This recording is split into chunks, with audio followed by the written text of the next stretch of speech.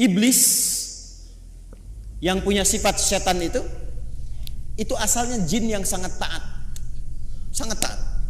Sampai ada riwayat menyebutkan saking taatnya kepada Allah, maka malaikat menyifatinya dengan Azazil, makhluk yang terhormat, karena rajinnya ibadah kepada Allah. Cuman karena satu kejadian, dia bergeser dari ketaatan, tidak mau menaati perintah Allah, menghindar dari perintah.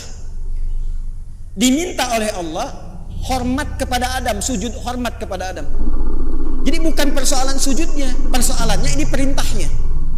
Jadi ketika dia tidak menunaikan perintah, menolak perintah itu dan tidak mau menaati karena maksiat, maka disebut oleh Quran berubah dari taat menjadi fasik. Maka turunlah Quran surah ke-18, surah Al-Kahf yang biasa kita baca di Jumat itu selain Yasin, ayat 50 paling kanan pertengahan. Wa idh qulna lil malaikati isjudu li adama fasajadu illa iblis. Siapa itu? Kana minal jinni fafasaqa. Perhatikan baik-baik, saya akan padatkan dan saya cukupkan dengan ini. Ayat 27, Quran surah 2 ayat 27. Ada 3 ciri utama makhluk, saya sebut makhluk karena iblis pun pernah terjebak dengan sifat ini. Nanti saya cerita belakangan kalau waktunya masih memungkinkan. Kita tarik ke dunia manusia dulu, ke kita saat ini. Ada 3 keadaan yang menjadikan seseorang bisa terkontaminasi dengan penyakit fusuk sehingga menjadi fasik. Illal fasiqin, kata al-fasiqin jamak dari kata fasik, kata kerjanya fasaqa. Sifat keadaannya disebut dengan fusuk, penekanannya disebut dengan fiskun. Fokus. Secara bahasa, kata fusuk artinya isyan. Bahasa kita yang dikenal dengan maksiat, penyimpangan dari kebaikan. Jadi setiap ada yang menyimpang dari kebaikan atau menolak dari perintah yang harus dijalankan, itu perbuatannya disebut dengan fasak. Makhluknya disebut dengan fasik, sifatnya keadaannya disebut dengan fusuk. Iblis yang punya sifat setan itu asalnya jin yang sangat taat. Sangat taat. Sampai ada riwayat menyebutkan saking taatnya kepada Allah, maka malaikat menyifatinya dengan Azazil, makhluk yang terhormat, karena rajinnya ibadah kepada Allah. Cuman karena satu kejadian, dia bergeser dari ketaatan, tidak mau menaati perintah Allah, menghindar dari perintah. Diminta oleh Allah hormat kepada Adam, sujud hormat kepada Adam. Jadi bukan persoalan sujudnya, persoalannya ini perintahnya. Jadi ketika dia tidak menunaikan perintah, menolak perintah itu dan tidak mau menaati karena maksiat, maka disebut oleh Quran berubah dari taat menjadi fasik. Maka turunlah Quran surah ke-18, surah Al-Kahf yang biasa kita baca di Jumat itu selain Yasin, ayat 50 paling kanan pertengahan. Wa idh qulna lil malaikati isjudu li adama fasajadu illa iblis. Siapa itu? Kana minal jinni fafasaqa. Fafasaqa an amri rabbih. Asalnya kata Al-Quran, iblis itu dari jin yang sangat taat. Dari mana taunya taat? Karena lawannya fasak ini. Fasak itu lawannya taat. Apa ayuti wa taat. Tapi karena tidak taat pada perintah Allah, tahu dari mana tidak taatnya? Quran surah 7 Al-A'raf ayat 11 sampai 12. Qala ma mana'aka alla tasjuda idh amartuk. Hei kamu, kata Allah, kenapa kamu enggak taat ketika aku perintahkan untuk sujud? Apa yang mencegah kamu untuk hormat pada Adam ketika aku perintahkan? Kata Allah, hey iblis, Bukan masalah sujudnya, ini perintahku, kenapa nggak mau taat? Maka iblis menjawab, ana khairum minhu, khalaqtani min narin wa khalaqtahu min tin. Aku lebih hebat dibandingkan dengan dia. Kau ciptakan aku dari api, dia dari tanah. Nggak level, yang tinggi hormat ke bawah. Membawa kesombongan kepada diri itu namanya istakbar. Istakbar, menampakkan kesombongan namanya takabur. Karena dia membawa melekatkan kesombongan pada dirinya, maka pekerjaan itu disebut dengan istakbar. Enggan, tidak mau disebut dengan aba. Kenapa? Karena istakbar. Quran surah kedua Al-Baqarah ayat 34. Wa idh qulna lil malaikati isjudu li adama fasajadu illa iblis aba wastakbar wa kana minal kafirin. Makanya ketika keburukan menutupi kebaikannya, ingat, ada baik menutup buruk, ada buruk menutup baik, itu beda. Kalau baik, ini pakaian baik, menutup yang buruk. Ada bagian tubuh kita yang gak enak dipandang, buruk. Makanya disebut aurat. Aurat itu gak enak kalau terbuka. Aurat itu terbuka. Ya, aurat itu terbuka. Sesuatu yang terbuka gak enak dipandang. Beda dengan binatang kan? Binatang tuh gak enak dilihat kalau dipakein. Pakai pakaian. Manusia ada bagian tubuhnya yang nggak enak dipandang. Kalau dipandang nggak enak, makanya harus ditutup. Bahasa singkatnya disebut aurat namanya. Nah, yang buruk ditutup dengan yang baik, maka yang baiknya disebut dengan libas namanya. Dari kata labisa disebut libas. Walibasu taqwa dzalika khair. Sebaliknya, kalau yang buruk menutup yang baik, sudah ada yang baik, ditutup yang buruk, maka berubah kalimatnya menjadi balasa. Makhluk yang ketutupan itu disebut dengan iblis. Iblis kenapa disebut dengan iblis? Disebut dengan iblis untuk menggambarkan karena dia menutup semua sifat baiknya dengan kesombongan dan keburukan itu. Makanya sejak saat itu diharamkan oleh Allah kesombongan seakan-akan mengenakan jubah keagungan Allah Subhanahu wa taala. Jelas di sini? Balik sini.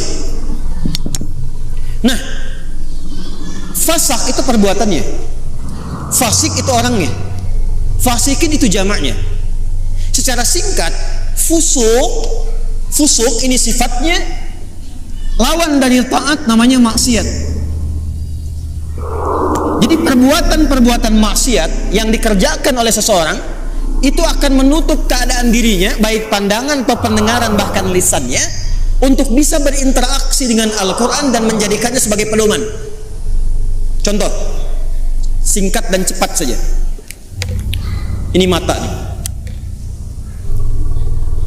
Kalau mata ini sering dipakai berbuat maksiat, maka maksiat itu lawannya taat.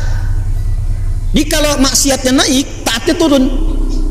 Maka mata ini kalau dialihkan kepada Quran, nanti kalau sering dipakai maksiat untuk lihat Quran saja susah, nggak bisa.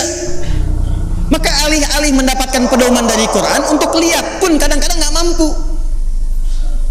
Padahal mushafnya sudah dia kumpulkan. Ada jenisnya dengan tajwid, tajwidnya berwarna. Ada yang jenisnya besar, yang kecil, yang perkata, yang macam-macam. Itu dia koleksi, dia simpan. Tapi anehnya begini, setiap melihat mushaf itu nggak mampu hanya untuk mengambil atau melihatnya saja.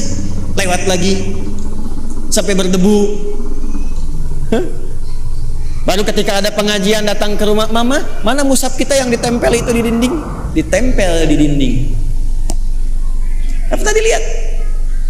Nah, kalau sehari nggak bisa tuh berinteraksi dengan mushaf, dengan Quran, ambil mushaf yang paling besar, simpan di ruang tengah malam, buka begini, jangan dibaca, tanyakan dulu pada diri kita masing-masing, mengadu ke Allah, ya Allah, maksiat apa yang aku kerjakan di mata ini sehingga tak sanggup melihat Al-Quran sampai detik ini. Telinga, Anda dengar ngaji, dari masjid dengar ada tahrim, anak-anak dengar bacaan Quran, ada pengajian-pengajian, tapi telinganya nggak sanggup dengar. Kok kayaknya nggak enak, ada yang gelisah, ada yang jenuh, bahkan ada yang anti. Artinya apa? Telinga ini seringkali digunakan untuk mendengar yang salah, maksiat. Quran surah ke-6 misalnya ayat 25, wa fi adhanihim waqra, di telinganya ada sumbatan. Telinganya ada sumbatan. Nah, ada 3 perbuatan besar dari maksiat ini yang kalau dikerjakan itu, dan kita berlindung pada Allah dari 3 perbuatan ini, kalau dikerjakan itu maka secara otomatis dia akan mempengaruhi pelakunya langsung mendapatkan sifat fusuk dan berpotensi menjadi fasik sehingga tak mampu mendapatkan pedoman-pedoman dan petunjuk dalam Al-Quran. Secara cepat, apa saja perbuatannya untuk kita tinggalkan dan kita jauhi? 1. Alladzina yanquduna 'ahdallahi min ba'di mitsaqih. Perhatikan baik-baik. Yang pertama, penyakit ini berpotensi menyerang semua kalangan karena itu menggunakan kata alladzina. Disebutkan sebanyak 1080 kali dalam Al-Quran, mencakup semua tanpa kecuali. Laki-laki, perempuan, besar, kecil, tua, muda, dan seterusnya. Yang pertama, alladzina yanquduna 'ahdallahi min ba'di mitsaqih, yaitu orang-orang yang memutuskan atau menyalahi komitmen dengan Allah setelah dia berkomitmen untuk memegang teguh janjinya. Menyalahi komitmen dengan Allah. Komitmen dengan Allah.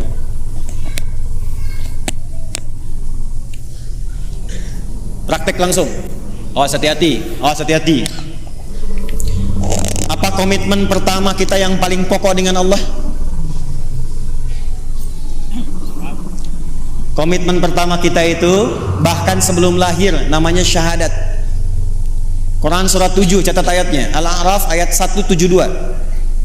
Wa idz akhadha rabbuka min bani adama min zuhurihim dzurriyyatahum wa asyhadahum ala anfusihim alastu bi rabbikum qalu bala syahidna an taqulu yaumal qiyamati inna kunna an hadza ghafilin. Komitmen pertama kita adalah asyhadu an la ilaha wa asyhadu anna. Bahkan untuk menjaga komitmen ini tiap hari kita sholat untuk menjaga komitmen ini. Makanya setiap sholat kita tahiyat, kita bacakan dalam tahiyat asyhadu an la ilaha wa asyhadu anna muhammadan. Perhatikan. Maka dari sini muncul 2 turunan. Turunan pertama, langsung pokok komitmennya syahadat. Yang kedua, amalan penguatnya salat. Komitmen pokok asyhadu an la ilaha. Apa arti kalimat Allah? Arti kalimat Allah itu 2 yang pokok. 1, yang dipertuhankan. Yang dipertuhankan. Jadi Allah itu bukan sifat, Allah itu nama. Ya, bukan sifat. Kalau ada yang bertanya siapa Allahmu, itu salah. Karena Allah itu nama. Siapa nama Tuhanmu? Allah. Makanya ketika orang-orang Quraisy, orang kafir bertanya pada Rasulullah, siapa nama Rabbu Muhammad? Karena engkau menyebutkan Rabb. Qul a'udzu birabbin nas, qul a'udzu birabbil falaq. Siapa namanya? Maka turunlah surah Al-Ikhlas. Qul, katakan Muhammad sallallahu alaihi wasallam, huwa, yang dimaksud Rabb itu Allah. Nah, Allah ini punya 2 arti pokok. Pertama adalah yang dituhankan, satu-satunya yang dituhankan. Ini. Yang kedua, yang diibadahi. Kedua makna ini ada di Quran surah ke-20 ayat 14. Allah mengenalkan dirinya kepada Musa alaihi salam dengan 2 makna ini. Innani anallah, kata Allah, akulah Allah. Nama. Apa artinya Allah? La ilaha illa ana. La ilaha illa. La menolak. Ilaha yang dipertuhankan, illa menetapkan. La-nya nafi, illa-nya isbat. La ilaha, tidak ada satupun yang dipertuhankan. Illa, kecuali, kata Allah, ana, Allah. Kecuali saya, kata Allah. Maka kalau sudah mengatakan Tuhan saya Allah, Anda mengatakan asyhadu an la ilaha illallah, maka komitmennya jangan pernah menuhankan selain Allah. Paham? Saya ulang, jangan pernah menuhankan selain siapa? Ingat, kita menghormati keyakinan orang lain. Dan toleransi tertinggi dalam menghormati itu adalah tidak mencampuri ketuhanan di luar apa yang kita yakini. Karena itulah ayatnya berbunyi lakum dinukum la ikraha. Jangan ganggu, nggak boleh. Hormati saudara kita, yang Kristen, yang Hindu, yang Buddha, yang Konghucu, hormati. Tapi jangan campuri. Karena toleransi terbaik itu tidak mengikutinya. Silahkan masing-masing, jangan ganggu. Nggak boleh merasa terganggu, tapi jangan ikut-ikutan. Gak usah ikut-ikutan. Toleransi tertinggi dalam akidah itu zero tolerance, supaya saling menghormati. Ya, karena kalau Anda datang ke tempat itu, Anda ingin menghormati tapi ikut-ikutan, itu terjadi sifat munafik nantinya. Ya, di lisan iya, di hati mengingkari. Itu nggak boleh. Islam nggak suka begitu. Antara lisan dengan hati itu harus sama. Ya, jangan sampai, mohon maaf, ya, lisannya berkata, ya ikuti senyum, tapi hatinya mengingkari. Salah sesembahanmu, itu bukan Tuhanmu. Nah, Islam nggak mau begitu. Hormati orang lain, silahkan yakini apa yang Anda yakini. Kalau pengen tahu tentang Islam kami ajarkan, ya, tapi jangan ikut-ikutan dan tidak boleh mengganggu. Itu yang paling indah. Lakum dinukum. Karena itu kalau sudah la ilaha il, asyhadu an la ilaha il, maka tidak boleh mengatakan kalimat ini. Camkan ini. Tuh. Kedengaran? Begitu Anda lakukan, ambulan nanti siap menanti. Dan ambulannya malaikat maut itu yang paling sangat menegangkan.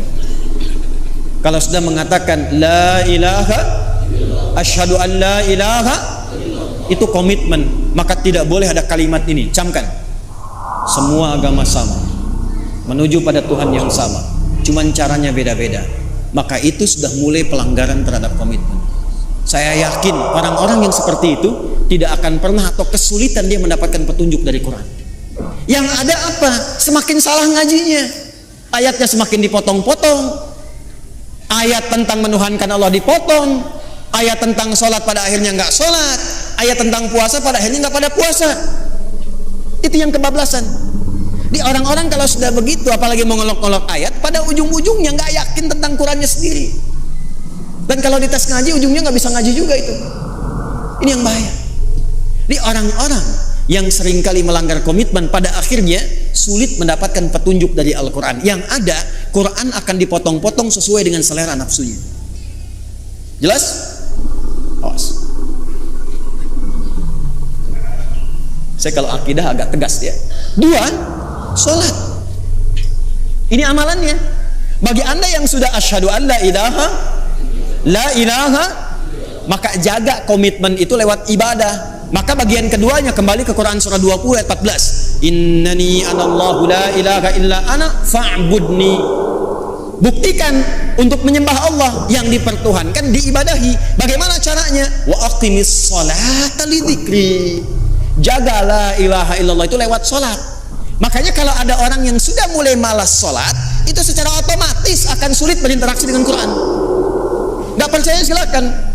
Anda, jangan Anda lah ya. Kalau ada orang yang sudah mulai malas sholat, bahkan meninggalkan sholat, jangan harap dia mau ngaji, apalagi mendapatkan petunjuk dari Quran.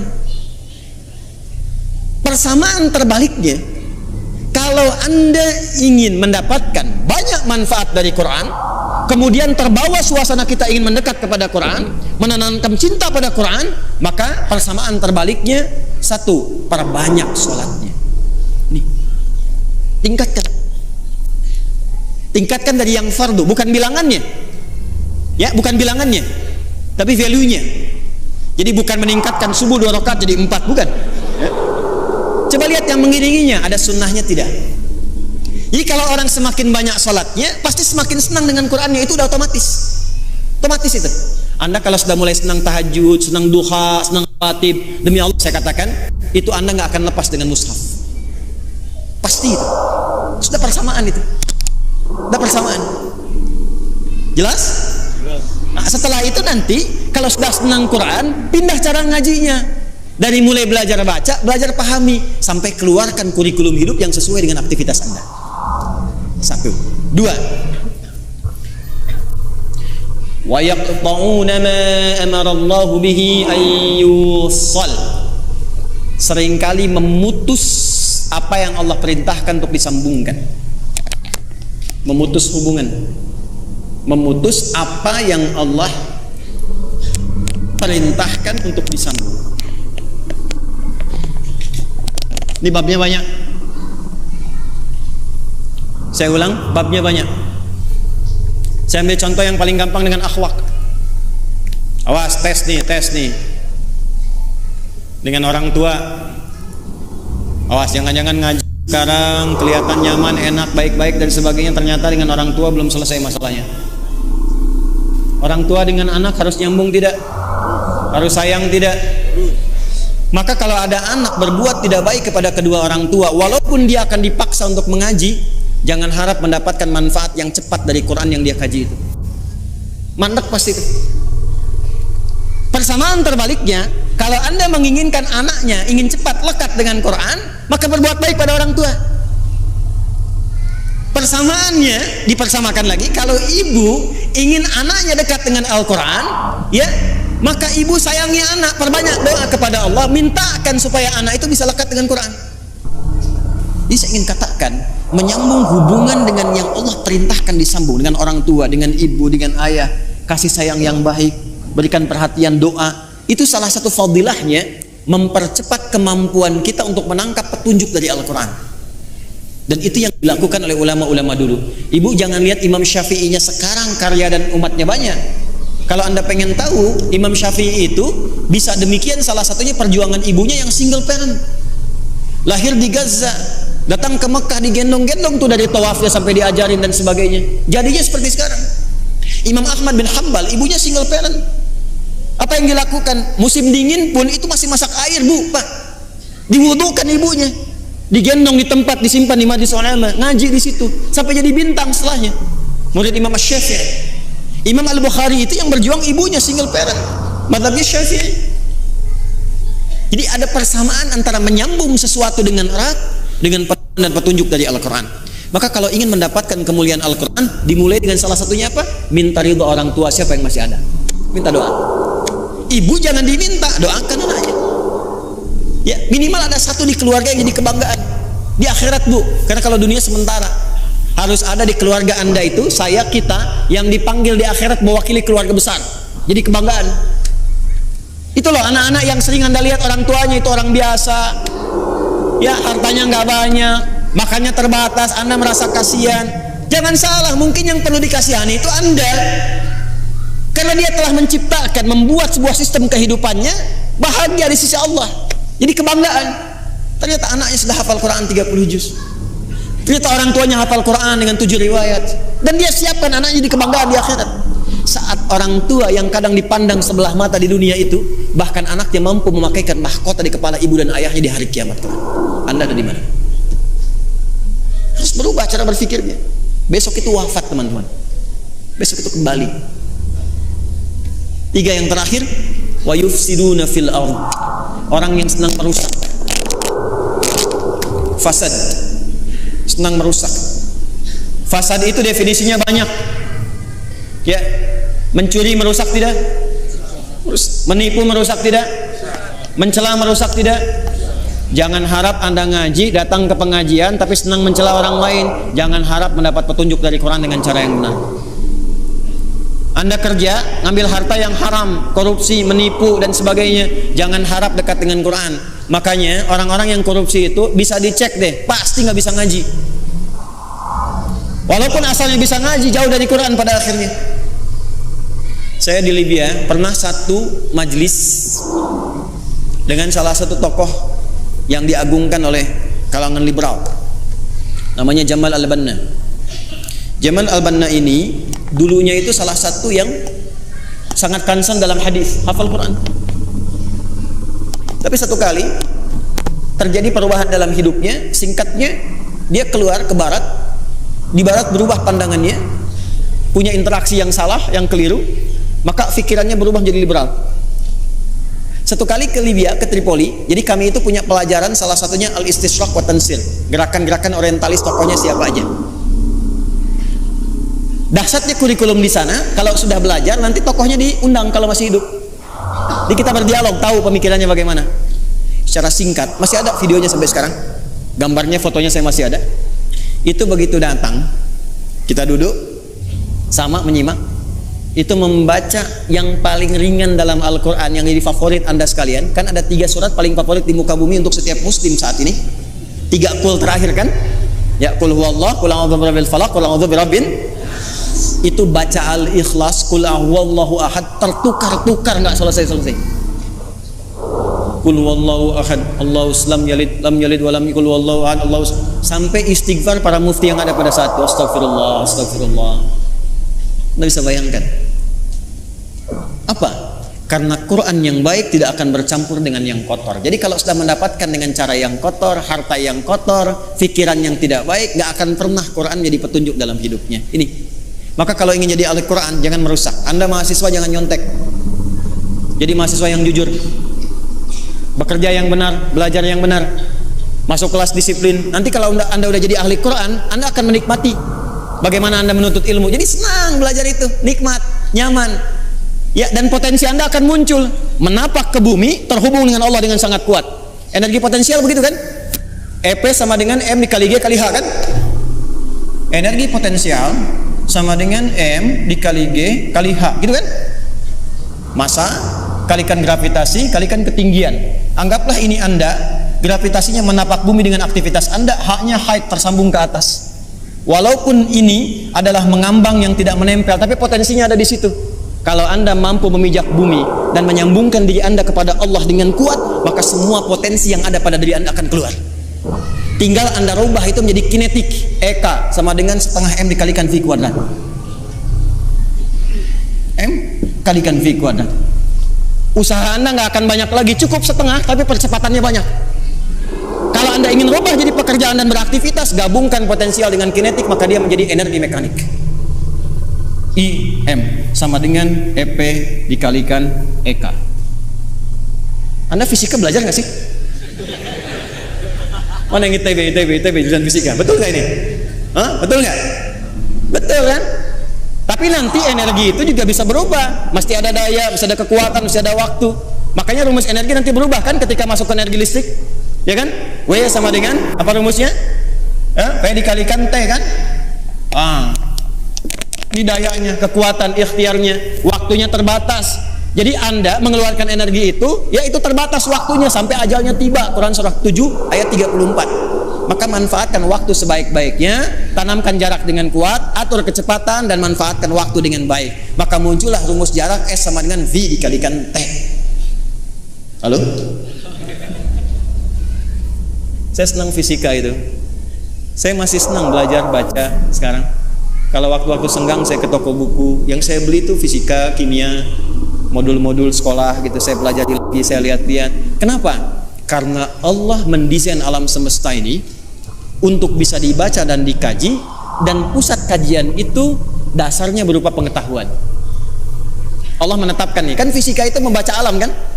Bagaimana matahari berputar, berotasi, bumi demikian, interaksi awan dan sebagainya sampai di bumi, di laut dan seterusnya. Maka Allah berfirman, inna fi khalqis samawati wal waqtilafil laili wan nahar la ayatil liulil ulul albab. Itu melihat, meriset, menghitung, maka memunculkan ilmu. Nah, ilmu ini itu untuk melihat, meriset tadi untuk membuktikan kebenaran Allah. Benar nggak seperti yang Allah firmankan? Makanya orang yang pintar itu tujuan kepintarannya untuk mengenal Allah. Semakin Anda pintar fisika, pintar kimia, pintar matematika, pintar biologi, semakin Anda mengenal Allah. Jadi kalau Anda jadi pakar di bidangnya tapi nggak kenal Allah, Anda masih bodoh. Catat tuh. Ngapain pintar-pintar nggak kenal Tuhan? Ya, kalau cuma untuk dunia, maaf. Jangankan yang beriman, yang belum beriman pun bisa melakukan itu. Tapi ayat ini disusun untuk mendekatkan diri kita dengan Sang Pencipta, hingga ketika pulang Anda punya kebanggaan insya Allah. Jelas di sini? Halo, jelas? Maka hati-hati dengan unsur-unsur fusuk yang bisa menyebabkan fasik. Ada 3 maksiat utama. Masih ingat satu apa? Melanggar komitmen utama dengan Allah. Apa komitmen yang paling pokok? Asyhadu an la ilaha wa asyhadu anna. Bagaimana cara menjaganya dalam bab apa? Salat. Semakin tingkatkan salat, semakin cepat kita mendapatkan cahaya Al-Quran. Apalagi kalau rajin jamaah, tidak pernah imam membaca dalam salat kecuali ayatnya seperti yang kita butuhkan. Yakin itu.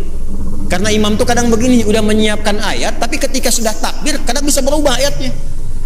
Saya barusan pengen baca Al-Isra ayat 78 sampai 81, tapi ketika mulai takbir Al-Fatihah yang muncul apa? Az-Zariyat ayat 1 sampai ayat ke-29. Itu yang tadi kita bacakan. Saya yakin kalau Anda ngaji pulang ke rumah, lihat lagi, di antara Anda pasti ada yang mengatakan, ini yang saya cari selama ini. Silahkan cek, karena desainnya begitu. Kedua, jangan pernah memutuskan apapun yang Allah perintahkan untuk diapakan? Disambungkan. Contohnya, hubungan antara anak dengan siapa? Orang tua. Hubungan timbal balik ini kalau benar dilakukan, pasti akan memudahkan kita berinteraksi dengan Al-Quran. Yang ketiga, jangan pernah merusak dalam berbagai aktivitas di muka bumi. Kalau Anda pelajar, jadi pelajar yang baik. Jadi pengajar, dosen, pengajar yang baik. Jangan merusak murid. Hati-hati. Kalau Anda bekerja, bekerja yang benar, jangan merusak sistem. Ya, dengan mencuri, dengan menyogok, dengan macam-macam, jauhi. Kalau semua yang dikerjakan benar dan baik, insya Allah semua pedoman Quran mudah untuk kita dapatkan, mudah untuk kita amalkan. Jelas?